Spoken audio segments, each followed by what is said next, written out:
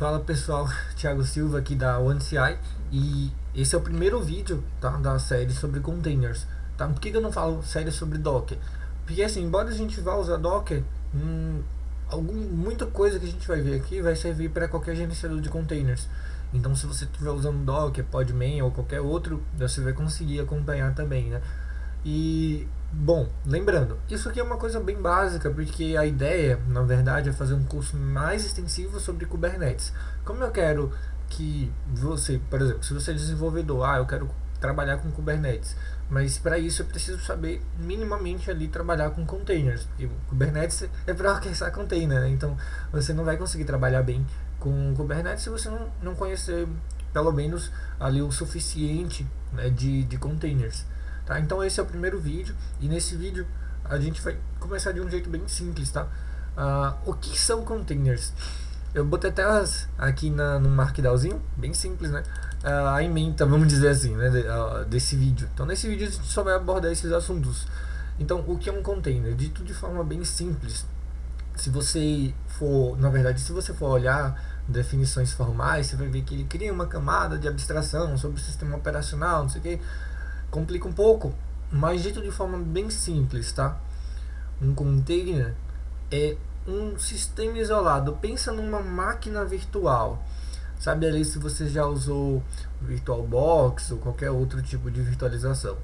Então pensa numa máquina virtual. Só que qual é a diferença entre um container e uma máquina virtual comum, vamos dizer assim? Bom, é que geralmente no container você só vai ter ali o mínimo necessário para fazer aquela tua aplicação funcionar. Ela é uma coisa especializada, então dificilmente você vai ter ali uma série de coisas instaladas no container, porque a ideia dele é o seguinte: eu quero que funcione ali, sei lá, um banco de dados Postgre nesse container, então só vou instalar nele, além do core, né, do sistema operacional que eu escolhi. Então escolhi usar o Ubuntu, Debian, seja lá o que for. Então, além do core do sistema operacional, geralmente eu só vou ter ali os softwares minimamente necessários para o Postgre funcionar. Eu quero minha aplicação, sei lá, eu tenho uma aplicação aqui em Node. O que eu preciso fazer para funcionar essa aplicação? Então, vou subir um container mínimo ali do Node e se ele precisar de alguma dependência externa, eu instalo, senão eu não instalo. Essa é uma definição prática, tá? Para você entender o que é, porque aí você vai conseguir usar. Pensa num container como uma máquina virtual, aí fica mais fácil de entender. Também tem um conceito bem importante, é saber que o container ele sempre precisa de um processo principal. Então, às vezes o que acontece muito quando você está começando a trabalhar com container, você vai lá, vou testar aqui o Ubuntu. Aí você vai lá, dá um Docker Run Ubuntu e na mesma hora ele sobe e morre. Por quê? Porque o processo principal era, sei lá, o bash, qualquer coisa ali. E aí na hora que subiu, deu boot, você não deu nenhum outro comando, nenhum processo principal. Aí o container morreu. Deu erro? Não deu erro. Ele funcionou como deveria. O processo principal parou a execução. Então o container morreu. Então você precisa dar um processo principal. Aí aqui hoje eu já vou dar alguns exemplos de como isso funciona, tá bom? Então vamos para a próxima. Como trabalhar com containers? Então basicamente você precisa de um container engine, né? De alguma aplicação que possa emular que possa subir um container para você. Lembrando, o container ele vai usar ali o baixo nível do seu sistema operacional. Então, por exemplo, se eu estou no Linux, eu consigo subir um container do Windows? Não, pelo menos não de forma simples. Por quê? Porque o container vai usar o baixo nível do teu sistema operacional. Então, para eu subir um container do Windows, eu vou precisar estar no Windows. Do mesmo jeito que quando eu vou subir um container lá dentro do Windows, por exemplo, quem já usou Docker lá no Windows sabe que não é tão simples assim, né? Quando você instala o Docker Engine, o Docker na verdade lá no Windows, ele vai instalar uma série de camadas de abstração ali por baixo para fazer com que os containers do Linux, que geralmente é o que é utilizado ali em servidores, funcione. Então assim, geralmente no Windows você vai ter um uso maior de recursos.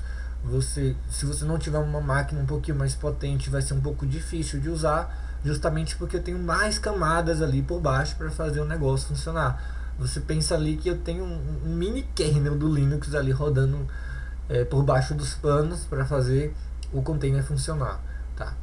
Então, o que eu preciso é de um software que suba um container para mim. A opção mais comum, né? Acho que todo mundo já ouviu falar desse carinha aqui, né? Que é o Docker. Então, o Docker é a opção mais comum que tem, né? Hoje é muito rico o Docker, né? A documentação, a comunidade. Então, dúvidas que eu tenho ali eu posso tirar bem fácil, né? Quando eu escolho usar Docker. O pessoal fez um barulho nos últimos anos aí, porque o Kubernetes anunciou que não ia mais dar suporte ao Docker, né? Algumas pessoas ficaram sem entender, então o Docker vai morrer, eu vou ter que procurar outro container engine. Não, tem nada a ver. Significa apenas que lá no servidor, então por exemplo, se você usa a Azure e você opta por usar o AKS, né, que é o Azure Kubernetes Service, você lá internamente ele não vai utilizar Docker. Internamente ele vai usar qualquer outra coisa. Mas você, como desenvolvedor, se você quer desenvolver sua aplicação, não tem problema nenhum você usar Docker. Até porque o Docker ele usa o mesmo padrão de construção de imagens que praticamente todos os outros containers engine. Então vai funcionar do mesmo jeito. Você sobe lá para o Docker Hub ou para, nesse caso, né, que eu dei o exemplo da Azure, lá para o Azure Container Registry, né, o ACR, e vai funcionar do mesmo jeito. Então, enquanto para você que é desenvolvedor, essa notícia de que o Kubernetes não vai dar mais suporte para o Docker não faz diferença, tá? Então não precisa se preocupar, eu vou ter que aprender outra coisa. Se você já usa o Docker, quer continuar usando o Docker, pode usar sem medo, tá? Outra opção que eu particularmente gosto pra caramba é o Podman. Ele é usado inclusive em vários serviços aqui que utilizam Kubernetes. E se você já sabe Docker, tem uma coisa legal sobre o Podman, que é o seguinte: eu gosto de dizer uma coisa sobre o Podman, que se você conhece de algum comando de Docker e só tira o nome Docker e coloca Podman, deixa eu ver se eu acho aqui. Por exemplo, você pode dar se você conhece o Docker PS, né, para listar os containers em execução, se você trocar a palavra Docker por Podman, funciona. Então deixa eu ver se tem um run aqui nesse exemplo. Todos esses caras aqui ele vai estar funcionando. Deixa eu dar um run aqui pra gente ver se ele tem algum exemplo interessante, que aí já fica até mais claro como ele também funciona. Pronto, aqui Podman run -dt -p, a gente vai falar sobre isso depois. Mas quem conhece Docker sabe que se eu trocar isso aqui por Docker, vai funcionar exatamente do mesmo jeito. Então, sem trocar nada. Então, uma coisa legal do Podman é isso. Eu já sei Docker, eu quero experimentar aqui esse cara, que ele tem até umas funcionalidades bem bacanas para quem quer trabalhar com Kubernetes. Então é legal, né? E assim, a curva de aprendizado é praticamente irrelevante, porque você praticamente só vai trocar os nomes, né? Em vez de usar Docker, vai usar Podman. Então, tá aqui outra opção como... eu não sei como é o processo de instalação desse cara no Windows, tá? Eu nunca instalei ele no Windows. Não sei se é fácil, não sei se é difícil. Então eu vou usar o Docker mesmo, tá? Em todos esses exemplos que a gente vai ter aqui ao longo desses vídeos. Até para facilitar ali quem está acompanhando no Windows. Eu sei que no Linux é bem facinho de instalar, bem facinho mesmo. No Windows eu não sei, então eu vou preferir usar aqui o Docker mesmo, que é mais comum, mais conhecido. Só lembrando que a lógica é a mesma ali. E vamos lá. Eu preciso saber se um expert ali em tudo de container para trabalhar? Olha, não. Para começar, a resposta é bem simples. Não, você não precisa ser um expert em container. Isso é muito bom, porque um troço é complexo por baixo dos panos. O uso é muito simples. As APIs dos controladores de container são, felizmente, muito simples da gente conseguir usar. Mas por baixo dos panos o troço é mais complexo do que parece. Então, você não precisa ser um expert, saber de tudo ali que está acontecendo. Naturalmente, à medida que você for precisando de mais funcionalidades, à medida que suas aplicações forem ficando mais complexas, caso você seja desenvolvedora ou desenvolvedor, você vai aprendendo mais coisas. Então é normal. É como, pensa quando você estava aprendendo uma linguagem de programação. Você começa ali no Hello World, if, else, e aí à medida que você vai precisando de mais coisas, você vai, como fazer uma requisição HTTP nessa linguagem, como é que eu vou usar um servidor SMTP, como é que eu faço injeção de dependência. Então à medida que você vai evoluindo na linguagem, você vai aprendendo mais coisas. Então do mesmo jeito, à medida que você for usando mais Docker, mais Podman, mais qualquer controlador de container, você vai aprendendo mais como é que ele vai funcionando por debaixo dos panos. Mas para começar, não precisa. Isso é ótimo. Você pode só saber assim, o que você sabe o que é, como usar, você começa, tá? Sem medo de ser feliz. Vantagens. E aí quem pode se beneficiar de containers? Aí essa é a parte que eu mais gosto, porque não precisa nem ser dev para se beneficiar de containers. Não precisa nem ser dev. Se você simplesmente não quer ter trabalho de ficar instalando coisas, se preocupando com atualizações em sua máquina, ou então você quer ter 2, 3 versões do mesmo sistema operacional na sua, ou da mesma aplicação na sua máquina, cara, usa Docker, você vai ser muito feliz. Por exemplo, eu aqui na minha máquina, tá até aqui, ó, o volume do Postgre. Eu nunca instalei o Postgre aqui na minha máquina. Eu tinha o Mongo também, o Redis, né, que são bases de dados. Tudo isso por meio de container. Nunca instalei, nunca. Aqui no caso eu estou usando o Arch Linux. Para instalar, daria um pacman -s, que instalaria tranquilo. Mas não quis instalar, eu preferi usar Docker. E aí eu uso tranquilo. Por quê? Eu tenho uma versão aqui do Postgre 14, se eu não me engano. Se eu quisesse ter junto o Postgre 13 e o Postgre 10 também, aí seria um rolezinho, né? Eu teria que dar um jeito ali de instalar cada um em pastas separadas. E aí eu configuraria variáveis de ambiente, configuraria as portas. Enfim, com Docker eu nem penso nisso. Eu inicio e vou embora. Então aqui pra gente começar, eu vou procurar aqui alguma imagem, tá, qualquer, na internet, e aí a gente já sobe um container, tá? Eu não vou explicar muito em detalhes aqui a questão dos comandos e tal, vou deixar para explicar melhor os comandos nos próximos vídeos, né? Cada vídeo eu vou falar sobre alguma coisa específica, mas a ideia aqui é só que você veja já alguma utilidade ali para o Docker, né? Alguma utilidade ali no dia a dia. Então a gente pode, eu já tenho aqui uma imagem do um container do Postgre rodando. Eu vou pegar uma imagem do Redis, deixa eu ver aqui. Então Redis container image. Geralmente vai cair aqui no Docker Hub mesmo, né? Até quem usa outros controladores de container acaba usando o Docker Hub, né? Porque é de graça. Você pode colocar uma imagem pública lá gratuitamente, então é bem legal de usar.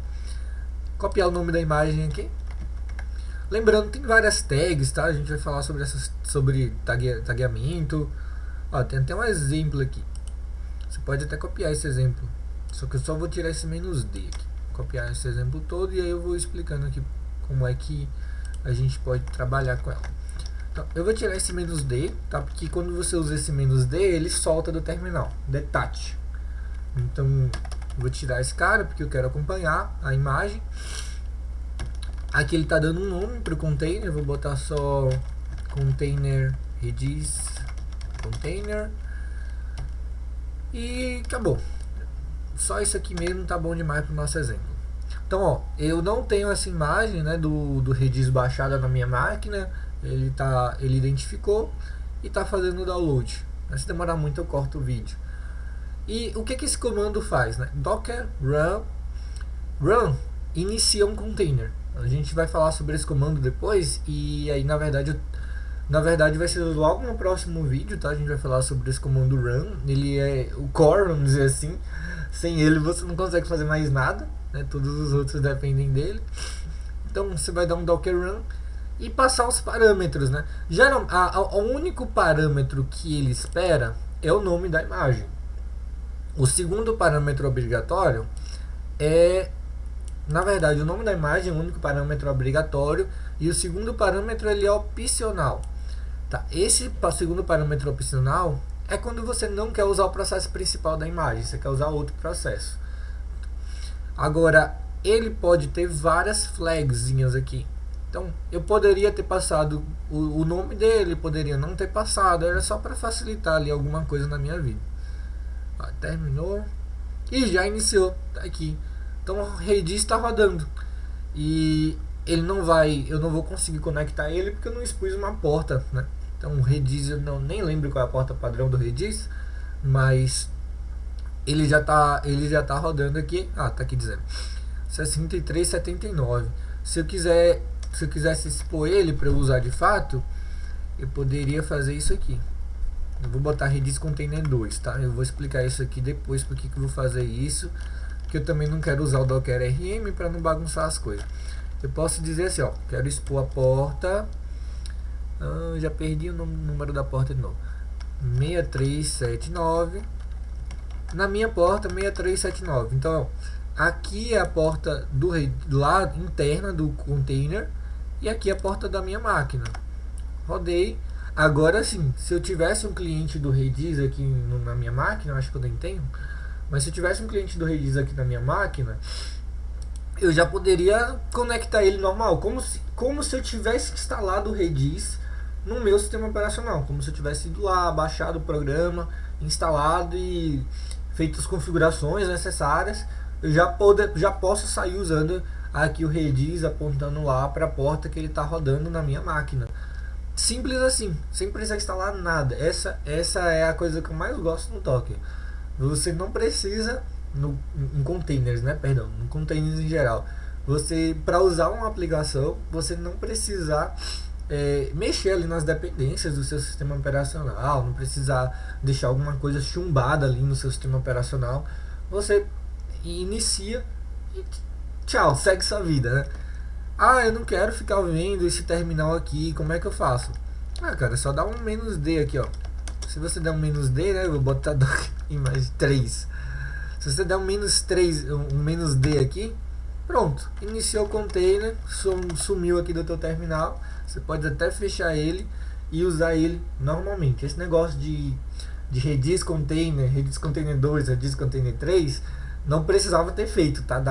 Você pode usar RM, você pode usar outras coisas. Não vou falar, eu quis fazer assim para simplificar esse vídeo, tá?